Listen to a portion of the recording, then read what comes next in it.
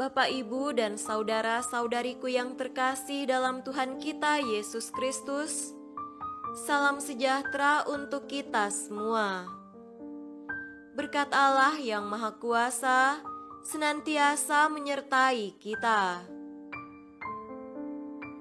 Hari Senin tanggal 17 Januari tahun 2022 adalah peringatan wajib Santo Antonius Abbas.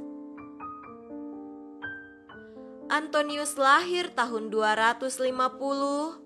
Ia berasal dari keluarga yang kaya raya.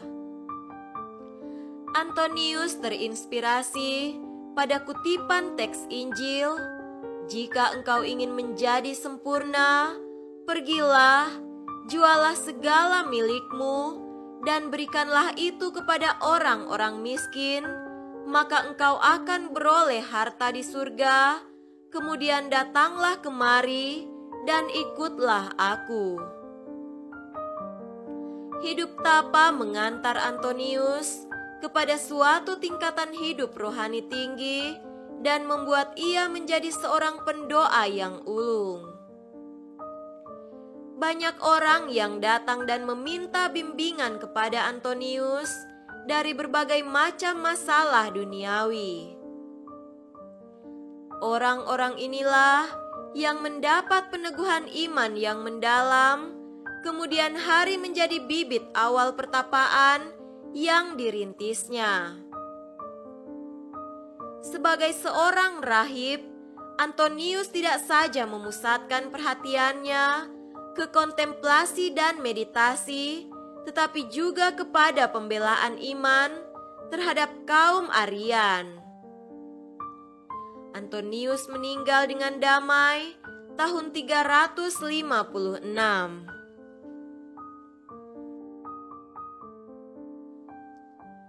Marilah kita mendengarkan dan merenungkan bacaan-bacaan kitab suci. Bacaan pertama dari kitab pertama Samuel, pasal 15, ayat 16 sampai 23.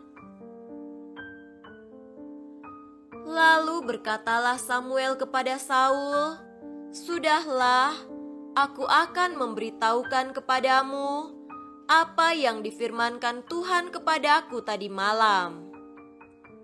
Kata Saul kepadanya, "Katakanlah." Sesudah itu berkatalah Samuel, "Bukankah engkau walaupun engkau kecil, pada pemandanganmu sendiri telah menjadi kepala atas suku-suku Israel? Dan bukankah Tuhan telah mengurapi engkau menjadi raja atas Israel? Tuhan telah menyuruh engkau pergi dengan pesan, 'Pergilah, tumpaslah orang-orang berdosa itu, yakni orang Amalek, berperanglah melawan mereka, sampai engkau membinasakan mereka.' Mengapa engkau tidak mendengarkan suara Tuhan? Mengapa engkau mengambil jarahan dan melakukan apa yang jahat di mata Tuhan?" Lalu kata Saul kepada Samuel, "Aku memang mendengarkan suara Tuhan dan mengikuti jalan yang telah disuruh Tuhan kepadaku, dan aku membawa Agag, raja orang Amalek, tetapi orang Amalek itu sendiri telah kutumpas.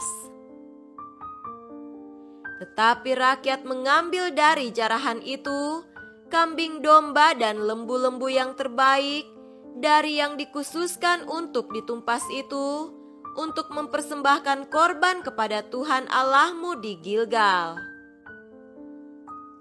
Tetapi jawab Samuel, "Apakah Tuhan itu berkenan kepada korban bakaran dan korban sembelihan, sama seperti kepada mendengarkan suara Tuhan?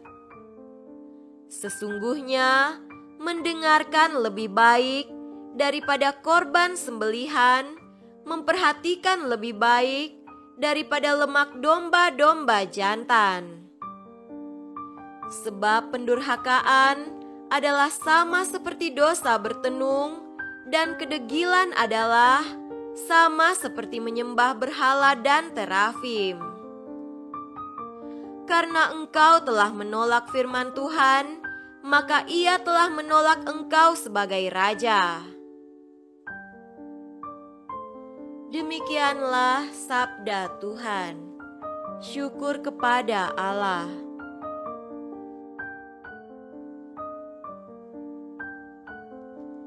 Semoga Tuhan beserta kita sekarang dan selama-lamanya. Inilah Injil suci menurut Markus. Dimuliakanlah Tuhan.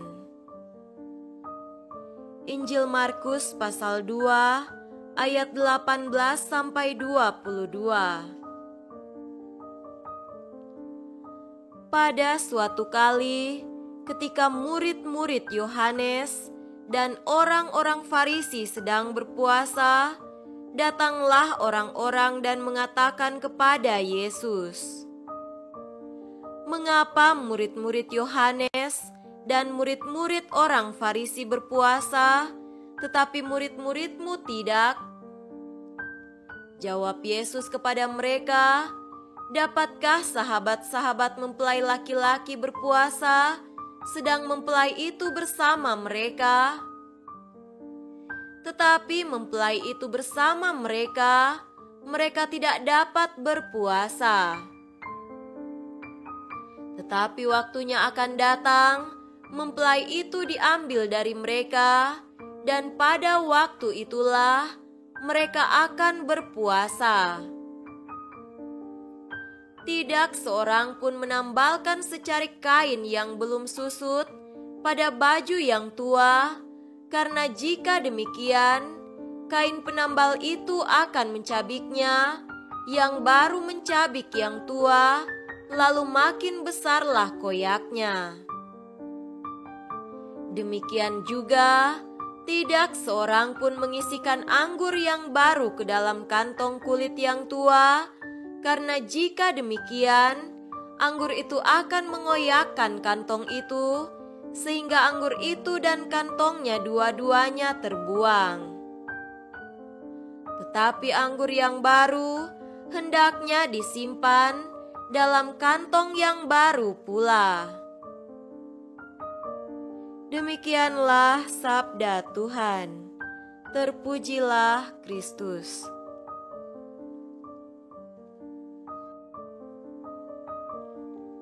Saudara-saudariku yang terkasih dalam Tuhan kita Yesus Kristus, tema renungan kita pada hari ini adalah perlu semangat hati dan hidup yang baru.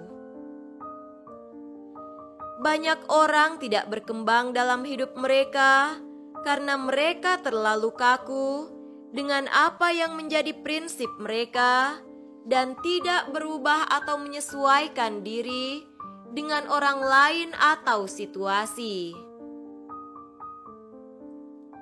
Mereka kurang membuka diri, mengoreksi diri, memperbaiki diri, dan belajar dari orang lain. Banyak yang tidak berkembang juga karena secara ekstrim mempertahankan dirinya dan tidak mengubah pemikirannya sendiri, dan mau melihat sisi positif dari kritik, saran, masukan, ide, konsep, dan pengalaman orang lain. Poin ini persis yang dikritik oleh Nabi Samuel kepada Raja Saul, Raja Israel. Samuel mengingatkan Saul tentang nilai penting mendengarkan dan memperhatikan sabda Yahweh. Karena Saul mengabaikan poin penting ini, dia tidak dipilih menjadi raja. Saul ditegur oleh Allah melalui Samuel karena ketidaktaatannya atau kekakuannya pada prinsipnya sendiri. Saudaraku terkasih, poin yang sama ditekankan oleh Yesus dalam bacaan Injil pada hari ini. Sikap kaku, agak munafik, ikut aturan secara kaku tentang puasa itulah yang secara tidak langsung dikritik oleh Yesus hari ini. Yesus menegur orang yang mempersoalkan para muridnya tidak berpuasa. Yesus menegur sikap taat buta, sikap ketaatan pada aturan yang tidak pernah direfleksikan dan dimengerti secara bijak oleh orang-orang yang bereaksi terhadap dirinya dan para muridnya. Bagi Yesus, perlu ada perubahan cara berpikir, sikap kritis bijaksana, dan kedewasaan dalam berpikir menyikapi segala sesuatu yang kita hidupi dan hayati. Orang perlu bersikap bijak, menyesuaikan diri dengan situasi, realistis dan peka dengan keadaan. Hal itu perlu agar kita hidup tidak kaku, tertutup, sempit, tidak berkembang dan justru tidak matang dan dewasa. Ketidakmatangan dan ketidakdewasaan ini akan memengaruhi juga kualitas hidup dan pelayanan kita. Kita lalu tidak bisa mewujudkan dan merealisasikan kebaikan dan kebenaran secara lebih luas, terbuka dan matang.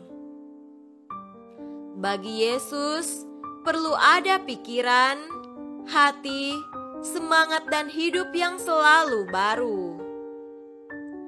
Maksudnya, aspek-aspek tersebut yang harus dikritisi, direfleksikan dan diperiksa, apakah sikap, cara berpikir, cara pandang, pemahaman kita mendewasakan dan membuat kita berkembang maju dalam kebaikan. Atau hal-hal itu justru membuat kita kerdil, terkebelakang, tidak maju, sempit, kaku, tertutup, fanatik, egois dan tertinggal dari orang lain yang lebih maju dalam kebaikan hati dan pemahaman yang benar. Kita diajak untuk memiliki hati dan hidup yang baru melalui refleksi, kritik diri, dan kerendahan hati untuk memeriksa segala sesuatu yang kita hidupi dan belajar dari orang lain. Hal itu dimaksudkan agar kita lebih matang, berkembang dan maju di dalam hidup kita. Semoga demikian. Amin.